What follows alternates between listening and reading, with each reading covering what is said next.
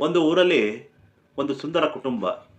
ಒಬ್ಳು ಗಂಡ, ಹೆಂಡತಿ, ಒಂದು ಸಣ್ಣ ಮಗು. ಅಂಥದ್ರಲ್ಲಿ ಸ್ವಲ್ಪ ದಿನಕ್ಕೆ ಆ ಗಂಡ ಸತ್ತೋಗ್ಬಿಡ್ತಾನೆ. ಆ ತಾಯಿ ಪಾಪ ತನ್ನ ಗಂಡ ಸತ್ರು, ತನ್ನ ಮಗುನಾರ ಚೆನ್ನಾಗಿ ನೋಡ್ಕೊಬೇಕು ಅಂತ ಆ ಕಷ್ಟ ದುಃಖನೆಲ್ಲ ಸಹಿಸ್ಕೊಂಡು, ಆಕೆ ಏನ್ ಮಾಡ್ತಾಳೆ, ತನ್ನ ಎಷ್ಟು ಕಷ್ಟ ಆಗುತ್ತೋ ಮನೆ ಕೆಲಸ ಎಲ್ಲ ಮಾಡಿ ಆ ಮಗನ ಓದಿಸ್ತಾಳೆ.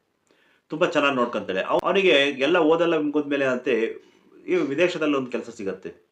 ಸರಿ, ನಮ್ದು ವಿದೇಶಕ್ಕೆ ಹೋದ್ರೆ ಇನ್ನು ನಮ್ಮ ತಾಯಿ ಕಷ್ಟ ಇರಲ್ಲ ಅಂತೇಳಿ ಆತ ಏನ್ ಮಾಡ್ತಾನೆ, ವಿದೇಶಕ್ಕೆ ಕೆಲ್ಸಕ್ಕೆ ಹೋಗ್ತಾನೆ. ಈ ಕಡೆ ತಾಯಿ ಒಬ್ಳೇ ಆಗ್ತಾಳೆ. ವಯಸ್ಸಾಗಿರುತ್ತೆ. ಅವಳು ತನ್ನ ಮಗ ಹೆಂಗೋ ಕೆಲ್ಸಕ್ಕೆ ಹೋಗ್ಯಾನೆ ಅಂತ ಕಾಯ್ತಾ ಇರ್ತಾಳೆ. ಈ ಮಗ ಏನ್ ಮಾಡ್ತಾನೆ, ತನ್ನ ಕೆಲಸದಲ್ಲಿ ಬಂದಿದ್ದ ಸಂಬಳದಲ್ಲಿ ಒಂದಿಷ್ಟನ್ನ ಒಂದು ಡಿಮ್ಯಾಂಡ್ ಡ್ರಾಫ್ಟ್ ಮಾಡಿ ಏನ್ ಮಾಡ್ತಾನೆ, ಅವ್ರ ಅಮ್ಮಂಗೆ ಕಳಿಸ್ತಾ ಇರ್ತಾನೆ ಅಲ್ಲಿಂದ. ಆದ್ರೆ ಈ ಅಮ್ಮ, ಓ ನನ್ನ ಮಗ ಲೆಟರ್ ಬರ್ದಿದ್ದಾನೆ ಅಂತೇಳಿ ಅಷ್ಟೇ ಖುಷಿಯಿಂದ ಲೆಟ್ರಿಗೆ ಹಾರೈಕಿಸಿ ಚೆನ್ನಾಗಿರಪ್ಪ ಅಂತ ಹೇಳ್ಕೊಂಡು ಇರ್ತಾಳೆ. ಒಂದು 4, 5 ತಿಂಗಳು ಕಳೆಯುತ್ತೆ. ಈ ಕಡೆ ತಾಯಿಗೆ ಏನು ಕೆಲಸನೂ ಸಿಗ್ತಾ ಇರಲ್ಲ. ಈಗ ವಯಸ್ಸು ಬೇರೆ ಆಗಿದೆ. ಕೆಲಸ ಮಾಡೋ ಶಕ್ತಿನೂ ಇರಲ್ಲ. ತಿನ್ನಕ್ಕೆ ಏನು ಮಾಡ್ಬೇಕು? ಏನಾರ ಮಾಡ್ಬೇಕಲ್ಲ ಜೀವನಕ್ಕೆ. ಅದಕ್ಕೆ ಆ ತಾಯಿ ಏನು ಮಾಡ್ತಾಳೆ, ಭಿಕ್ಷೆ ಬೇಡಕ್ಕೆ ಶುರು ಮಾಡ್ತಾಳೆ. ಅವಳು ಭಿಕ್ಷೆ ಬೇಡ್ಕೊಂಡು ಜೀವನ ಮಾಡ್ತಾ ಇರ್ತಾಳೆ. ಈ ಕಡೆ ಇದಾದ್ಮೇಲೆ ಆ ತಾಯಿ ಈಗ ಹಿಂಗೆ ಭಿಕ್ಷೆ ಬೇಡ್ತಿರ್ಬೇಕಾದ್ರೆ ಒಬ್ಬ ಇವೆಲ್ಲ ಹತ್ರ ಗೊತ್ತಿರೋಂಥ ಒಬ್ಬ ವ್ಯಕ್ತಿ, "ನಿನ್ ಮಗ ಕೆಲಸ ಮಾಡ್ತಾನಲ್ಲ, ಫಾರಿನ್‌ನಲ್ಲಿ ಇದಾನಲ್ಲ, ಮತ್ ನೀನ್ ಯಾಕೆ ಭಿಕ್ಷೆ ಬೇಡ್ತಿದ್ಯಾ?" ಅಂತ ಕೇಳ್ತಾನೆ. ಅದಕ್ಕೆ ಆ ಯಮ್ಮ ಹೇಳತ್ತೆ, "ಪಾಪ ನನ್ನ ಮಗ ಅವ್ನ ಕೆಲಸ ಅವನು ಹೆಂಗಿದಾನೋ ಆರಾಮಾಗಿರ್ಬೋದೋ ಇಲ್ಲೋ ಗೊತ್ತಿಲ್ಲ.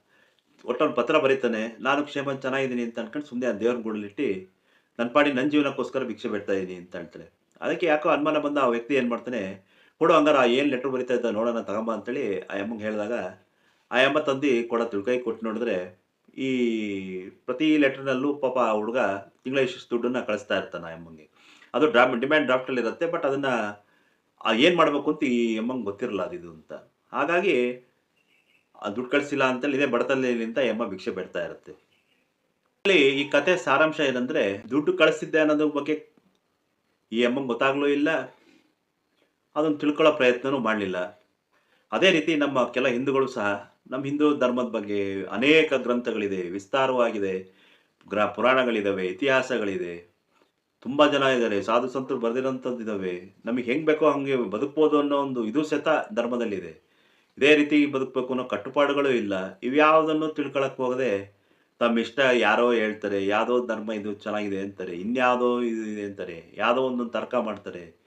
ಅವ್ರು ಹೇಳಿದಕ್ಕೆ ಉತ್ತರ ಇಲ್ಲ ಅಂತ ಹೇಳಿದಾಗ ನಮ್ ಹಿಂದೂ ಧರ್ಮ ಸರಿ ಇಲ್ಲ ಅನ್ನೋದು ಬೈಯೋದು, ತಿರ್ಕೊಂಡು ಓಡಾಡೋದು. ಇದೇ ಆಗ್ತದೆ ಇದರ ಅರ್ಥ. ಅದಕ್ಕೆ ಆದಷ್ಟು ಈ ಗ್ರಂಥಗಳು ನೋಡಿ, ಧರ್ಮಗಳು ನೋಡಿ, ತಿಳ್ಕೊಳ್ಳಿ. ಏನೂ ತಿಳ್ಕೊಳ್ಳಿಲ್ಲ ಕೊನೆಗೆ ನಾವು ಬದುಕಬೇಕು, ಹೆಂಗ್ ಬದುಕ್ತಿದೀವಪ್ಪ ಇದೇ ನಮ್ಮ ಧರ್ಮ. ಆರಾಮಾಗಿ ಬದುಕೋದನ್ನ ನೋಡೋಣ.